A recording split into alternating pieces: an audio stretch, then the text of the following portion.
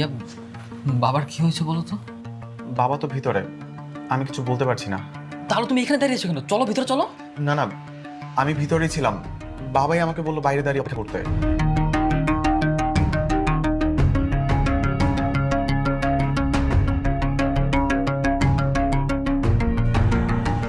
কি ব্যাপার, আপনার সাথে কেউ আসেনি? আমার সাথে তো কেউ আসে নাই, কিন্তু ডাক্তার সাহেব কেন, কোনো সমস্যা? আপনি আমাকে বলতে পারেন।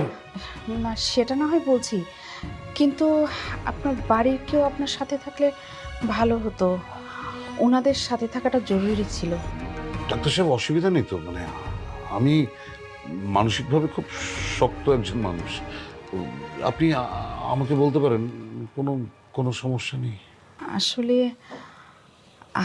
আপনার ব্রেন ক্যান্সার ধরা পড়েছে, 4th স্টেজে আছে, আপনার হাতে আর বেশি সময় নেই। আর এই যে এগুলো আপনার রিপোর্ট, যাবার সময় এগুলো নিয়ে যাবেন। ডাক্তার সাহেব, এই রিপোর্টগুলো আপনার কাছেই থাক। আসলে আমি এই বাড়িতে কাউকে জানাতে চাই না যে আমার ক্যান্সার হয়েছে, আপনার কাছে থাক।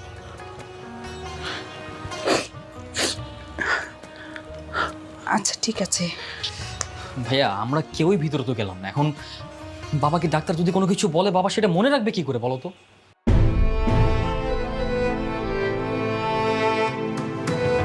কি ব্যাপার, তুই আমাকে এত তাড়াহুড়ো করে আসতে বললি কেন? আর বাবার কি হয়েছে? বাবার কি হয়েছে সেটা তো বলতে পারছি না, আমরা তো কেউ ভিতরে যাইনি। বাবা আসুক, তারপর না হয় জানতে পারবো বাবার কি হয়েছে।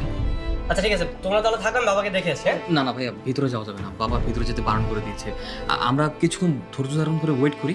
আরে বাবা বারণ করলে কি হবে নাকি? আমি দেখে আসি, দাঁড়াও। এই তো বাবাই চলে এসেছে।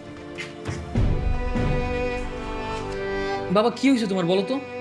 হ্যাঁ, এমন কিছু না, ঠিকই আছে, সব কিছু ঠিকই আছে।